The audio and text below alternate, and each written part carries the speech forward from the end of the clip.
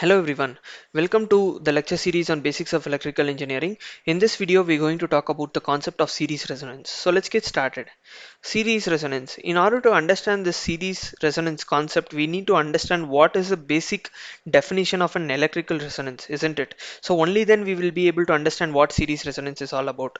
So let us say you have a circuit in this particular fashion, and a circuit is said to be under resonance if maximum power is delivered at natural frequency.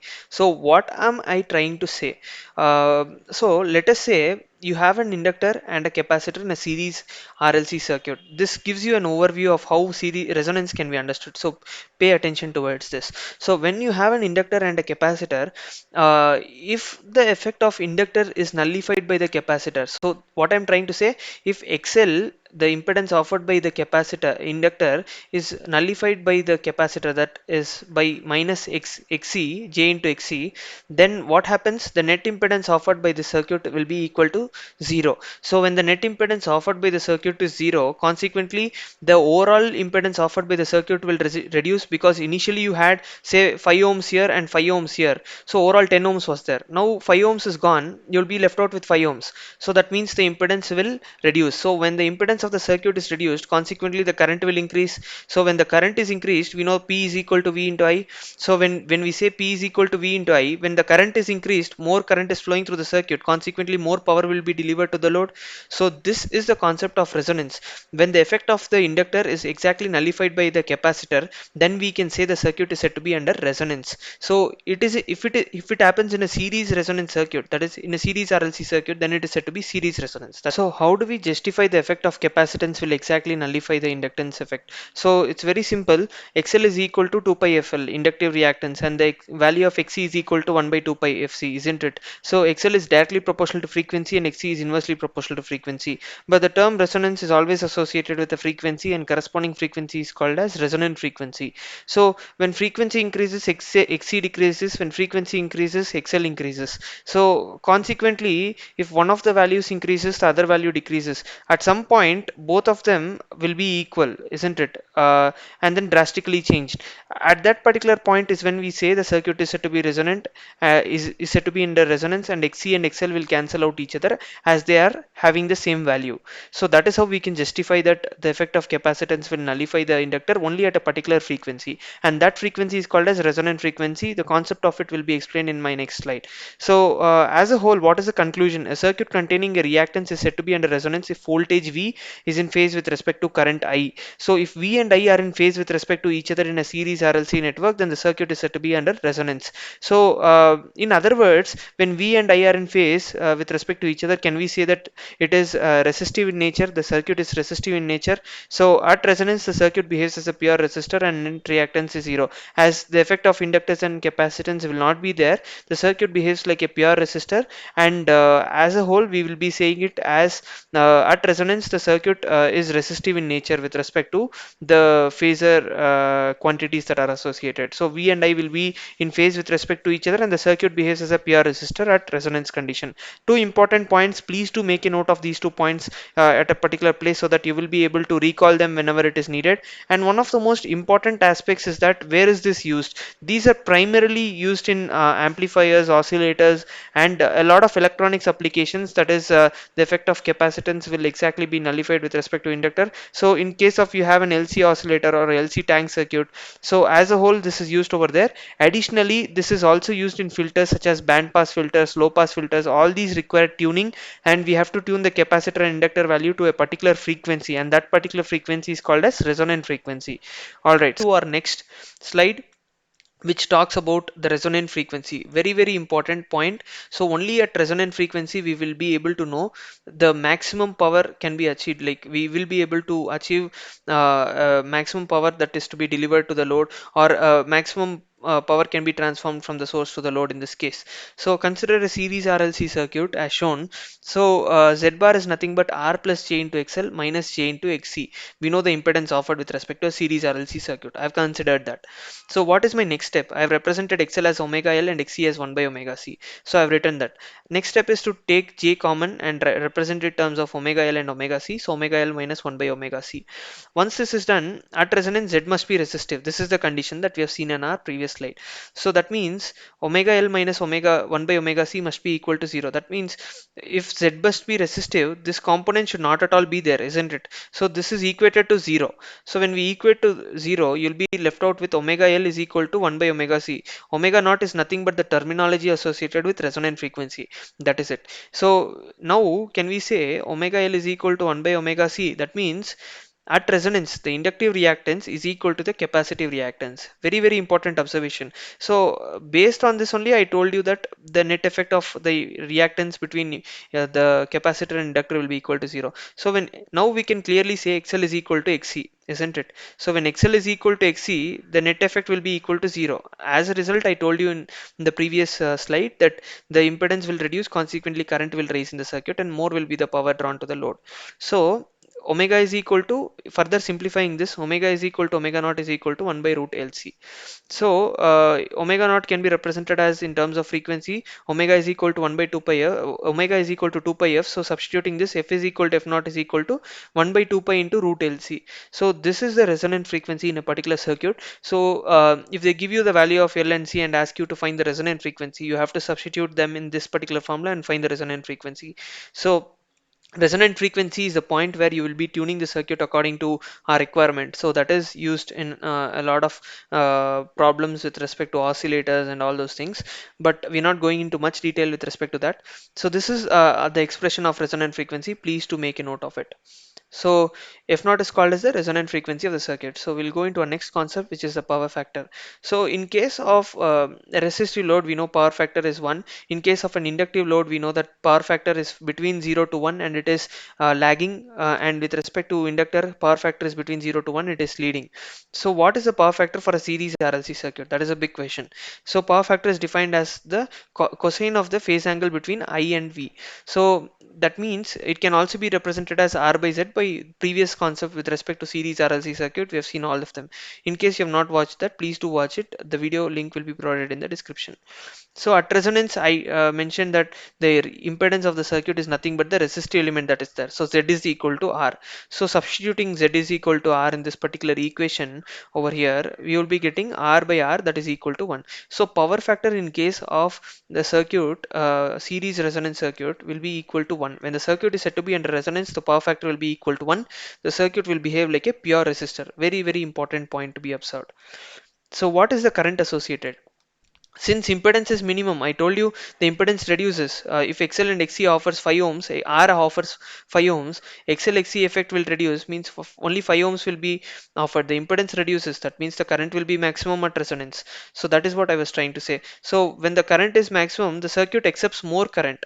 So can I say that series RLC circuit under resonance is called as an acceptor circuit because it accepts more current at the point at which the resonance take place? So that is why the other terminology that you can associate this circuit is that it is also called as an acceptor circuit. So I out is nothing but equal to V by Z, that is equal to V by R. At resonance, the current drawn will be equal to V by R because Z is equal to R at resonance. So very, very important observation. Next step is to determine the voltage. So at resonance, we know that omega naught L is equal to 1 by omega naught C. That is, the inductive reactance is equal to the capacitive reactance, isn't it? That is already proved. So now can I substitute omega? I'm multiplying I naught in both the LHS and RHS side so that I can represent them in terms of voltage. So this is nothing but XL into I naught. This is XC into I naught. So XL into I naught, can I write it as VL naught, and XC into I naught, can I write it as VC naught? That is the voltage across the capacitor, voltage across the inductor. So VL naught is equal to VC naught. So what does this mean? The potential difference across inductor is equal to the potential difference across the capacitor. That means the net potential difference will obviously be equal to 0. If you bring this to the other side, both the values are equal. They'll cancel out each other and the net effect will always be equal to 0. VL0 minus VC0 is obviously equal to 0. So the potential difference across inductor and potential difference across the capacitor will be equal and the net potential will be equal to 0. Very important conclusion. So when the net potential across them will be become equal to 0, but we know I out will be maximum in resonance. Consequently, when I increases, I is directly proportional to VL naught and VC naught, isn't it? So VL naught and VC naught will also increase. So I is directly proportional to V based on Ohm's law. That is the way I am stating it. So be very careful with that statement. Thus, voltage magnification takes place during resonance. Hence, it is also called as voltage magnification circuit. So clearly, we can observe that the net potential between them is zero. Since the current increases, the voltage differences across the inductor and capacitor will also increase. Since the voltage drops across them will increase, consequently, voltage magnification take place. So since it is magnification, it's a term that is associated with an increasing quantity. So we can say that voltage magnification also takes place during resonance, and consequently this is also called as a voltage magnification circuit. With respect to current, we can say this is an acceptor circuit. With respect to voltage, we can say it is an voltage magnification circuit. These are very important points in which they can indirectly say you for an voltage magnification circuit solve this particular example, or they may give you for this acceptor circuit solve for an acceptor circuit solve this particular. That is the reason why we have to remember all the other names for it as well. So once this is done, our next concept is the phasor diagram. So as I already told you, VL and VC will be exactly opposite to each other. The impedance with respect to them will cancel out. So VL and VC, the net voltage will be equal to zero. That means they are in opposite directions. So only when they are in opposite direction, exactly in this particular direction, they cancel out each other, and we'll be left out with only VR bar in phase with respect to I bar. So this is the actual phasor diagram for a series resonance circuit. Because it is purely resistive in nature at resonance, consequently VR bar will be in phase with respect to I bar. As a result, we are representing the phasor diagram in this particular fashion. So once this is done, what is the behavior of R, L and C with change in frequency? Very, very important with respect to laboratory experiments also. You will be doing experiments on what is the behavior of R, L, C with respect to changes in frequency. You'll be changing all these values and check what is happening with respect to frequency and all those things, and plot a graph and all those things. So very, very important observation. Let us see what is the observation all about. So this is the variation of Z bar with respect to F. So how do I say this is the variation? It is very simple, guys. So when f is less than f naught, that means when the frequency f is less than f naught is in this region, isn't it? So let us say f is starting from 1 hertz, 2 hertz, 3 hertz, 4 hertz, 50 hertz, 100 hertz, like that. So the impedance is capacitive. So why do they say impedance is capacitive and decreases up to f naught? The power factor is leading in nature. So the impedance is capacitor. How do we say justify that impedance is capacitor? We know that this formula, that is xc is equal to 1 by 2 pi fc. So lower frequency, these are lower frequencies region, isn't it? It starts from 0 and it gradually increases and keeps increasing up to the resonant frequency. So 10, 50, 100, 1000, 1500, like that it increases. So at lower frequencies, lower the frequency, higher will be the reactance. So it is inversely proportional. So the impedance offered by the circuit will be purely capacitive in nature, because capacitive reactance is very high at low frequencies. As a result, we will be saying the circuit is capacitive. Since we are saying the circuit is capacitive, the power factor is always leading in nature. This is based on the conclusion that we draw on with respect to a capacitive circuit connected to an AC supply. So based on that, we can say power factor is leading in nature, isn't it? Similarly, at resonant frequency f is equal to f naught, impedance is resistive. As we have already told, this is the point at which the resonant take place at resonant frequency. So f is equal to f naught. So you will only have resistive network, and the power factor for a resistive element is equal to 1. This is already studied. What is Alright, so I've taken the diagram again. So when f is greater than f naught, the impedance is inductive and it becomes increasing beyond f naught. The power factor is also lagging in nature. How do we justify this particular statement? It is very simple. XL is directly proportional to f from this equation, isn't it? So higher the frequency, higher will be the reactance. So as the frequency increases, consequently the reactance also will increase, and it is mostly inductive because XL will be more than XC. As a result, it is inductive in nature. So when the circuit is inductive in nature, can we say the power factor is lagging? Because according to our analysis, when an AC supply is connected to an inductor, current lags behind voltage. As a result, we'll always address it to be equal to lagging power factor. As a result, we have this as power factor is lagging in nature. So this is how we will be able to understand this curve, and it is very simple, isn't it? So this is how our analysis with respect to the behavior of series RLC with respect to the frequency takes place. So once this is done, our next concept is bandwidth. So usually bandwidth is defined by multiple definitions, but the standard definition for a bandwidth is that bandwidth is defined as the range of frequencies for which power delivered to R is greater than or equal to P out by 2. At least more than half of the power should be delivered to R. That is the point where the bandwidth is to be considered. So where P out is the power delivered to R at resonance. So if we consider this particular curve, if you carefully observe, P out by 2 indicates it should be P out is equal to in general P is equal to V into I. So can we say P out by 2 can also be written as with respect to current I out by 2, because P is directly proportional to I. So as a result, anything which is greater than I out by 2 will result in a power of P out by 2, isn't it? So they've taken 2 points, that is omega 1 and omega 2. It is just taken as reference with respect to it, and this omega naught is the reference resonant frequency. So I out is equal to V by R. This is we have already seen with respect to current, isn't it? So from this particular graph, can we write I1 square R is equal to half into I out square R is equal to I2 square R. With respect to power, we know P is equal to I square R, so we are writing I1 square R, that is equal to half into I out square R. Half into I out square R is because for P out by 2, the power at resonant frequency is nothing but I out square R by 2. So we are dividing the power as by 2. As a result, we are representing it. And similarly for omega 2, we can write it as I2 square into R. Consequently, can we write I1 is equal to I2 is equal to I out by root 2, and that will be equal to 0.707 I out. So that is why it is represented as 0.707 I out. When we extrapolate from omega 1 and omega 2 at this point and touch it with respect to y-axis, you will be getting 0.707 I naught. So this is the point where we say it is minus 3 dB point in plotting graphs and all. As you go further in your higher education, you will definitely see the concept of minus 3 dB point and all those things with respect to graph. So 0.707 times I naught is the point where we call it as minus 3 dB point. In other words, bandwidth is defined as the difference between the upper cutoff frequency and lower cutoff frequency, that is omega 2 minus omega 1. How is this expression derived? I will be deriving this expression in our upcoming slides. So one of the popular definitions is the range of frequencies in which it allows the signal to pass through. It is also called as bandwidth. So three different definitions, but fundamental definitions is this one.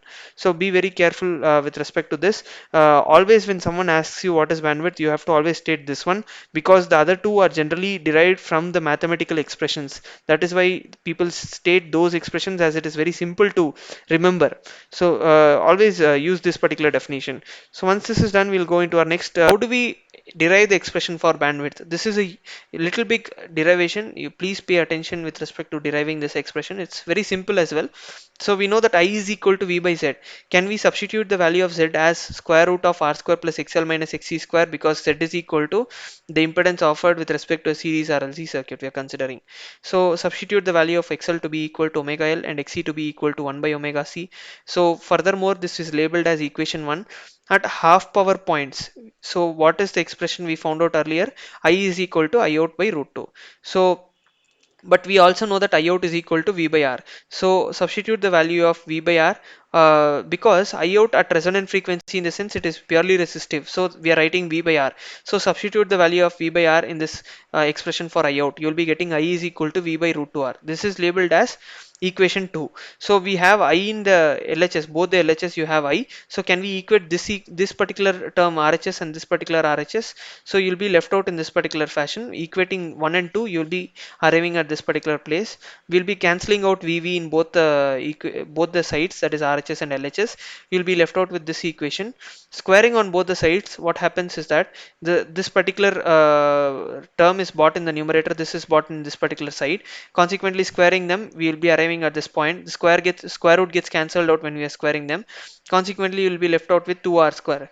Omega L by 1 omega L minus 1 by omega C whole square is equal to r square, because 2r square, when r square is bought this place, it becomes equal to r square, only r square. So furthermore, can we write omega L minus 1 by omega C plus or minus r is equal to 0? So we are just writing in terms of roots, that is we are equating it with respect to 0, that is r square is bought at this particular position, and we are taking the roots. So what are the possible quantities? So furthermore, what we are doing is we are multiplying omega and dividing it by L. So this entire expression is multiplied by omega and divided throughout by L.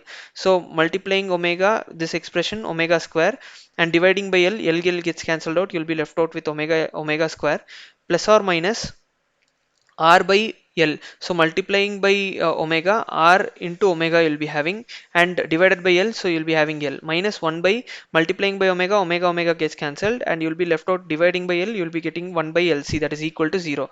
This is a second order equation. Can we solve this using Sridhara's method? You will be getting, that is b square is equal to minus 4ac plus or minus square root of b square minus 4ac minus b plus or minus square root of b square minus 4ac by 2a. That formula we are applying over here, and you will be getting omega is equal to plus or minus r by 2l plus or minus square root of r square by 4l square plus 1 by lc. So this is a very important term. So what we'll do, we'll further simplify this term.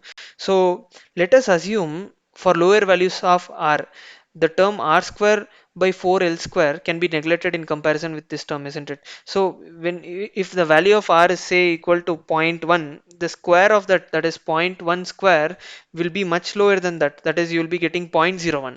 So in that case, can we neglect this term consequently, and we'll be left out with only this term. So this derivation with respect to bandwidth is considered for lower values of r. Very important observation. So then omega is given by omega is equal to plus or minus r by 2l plus or minus square root of 1 by lc. This is removed completely because it's the value is neglected, because square of r square for a lower value will be very less, so we are neglecting them. So this is labeled as equation 1 now. So the resonant frequency for the circuit is given by f naught is equal to 1 by 2 pi root LC. This is already derived in our previous case. So omega naught is equal to 1 by root LC. Two important observations, isn't it? So now what we'll be doing is substitute the value of 1 by root LC to be equal to omega naught. We know omega naught is 1 by root LC. In this equation, substitute 1 by root LC as omega naught. So rewriting this, omega is equal to plus or minus r by 2l plus omega naught. Considering only positive sign with respect to omega naught. We are not considering the negative sign with respect to it. We'll only be considering the positive sign. So consequently, omega 1 is equal to omega naught minus r by 2l. Another term is that with respect to frequency, f1 is equal to f naught minus r by 4 pi l. So substituting with in terms of frequency, omega 2 is equal to omega naught plus r by 2l. So we are classifying this as two frequencies, omega 1 and omega 2. One is associated with plus and another is associated with minus. So nevertheless, if it is in the opposite way as well, you'll be finding f1 and f2. And once this is done, now if you subtract omega 1 minus omega 2 or omega 2 minus omega 1, you will be left out with omega 2 minus omega 1 is equal to r by l, that is r by 2l, r by 2l with respect to these two equations will get added up, and consequently omega naught and omega naught will get cancelled out. You'll be left out with 2r by 2l, and 2 cancels out, and you'll be left out with r by l. So that is the expression with respect to the angular frequency. With respect to the actual frequency, you'll be having bandwidth as equal to f2 minus f1, that is r by 2 pi l. Very important expression for bandwidth, and this is very important to solve any number of problems with respect to bandwidth. So they may give you the value of r and l, they may ask you to find the bandwidth for a series circuit. So these are very important formulas. Whatever is enclosed in this particular fashion, please make a note of them in a particular place, so that we will be able to solve the problems by correlating with these formulas. So once this is done, what is our next concept? So our final concept with respect to series resonance circuit is quality factor. So what is quality factor is all about? So it is a measure of voltage magnification in the series resonance circuit. So this is a common definition with respect to quality factor. But one more aspect of quality factor, it is used to determine the sharpness of a particular circuit, of a curve. If you have a curve, the frequency response curve as such, or the effect of resistance, inductance and capacitor with respect to the variation in frequency, it gives you the measure of sharpness of that particular curve. So that is called as quality factor. The very important definition with respect to quality factor is this one. So it gives you the ability of finding out the sharpness of a series resonance circuit. So if they're giving you a curve and they ask you to find what is the sharpness, you can only determine it by using quality factor. It is used, this concept is used in a lot of places with respect to the filters and all those things, you will be using this term everywhere with respect to the design of filter and the various types of filter. What is the quality factor associated? So this is a very important concept. Make a note of it. So Q out is equal to, it is also defined as the voltage across the inductor or capacitor to the voltage at resonance, or it can also be defined in terms of uh, the reactance as well. The reactance with respect to inductor or capacitor divided by the resistance, reactance by resistance, we can define it in that particular way as well. So Q naught is equal to VL naught by V, and it can also be referred to as VC naught by V. I'm considering VL naught by V over here. So VL naught can be represented as IL naught XL naught by I naught R. Consequently, I naught gets cancelled out. You'll be left out with XL naught by R. So that is the reason why I told it is also defined as the ratio of reactance to the resistance. So consequently, if you represent this, XL naught can be represented as omega naught L by R, and XC naught can be represented as 1 by omega naught C into R. So now Q naught can be written as 1 by root LC, because omega naught is nothing but the resonant frequency. Expression for omega naught is 1 by root LC. So substituting 1 by root LC into L for this particular term and dividing it by R. So what happens if you simplify this expression, you will be left out with 1 by R into root of L by C.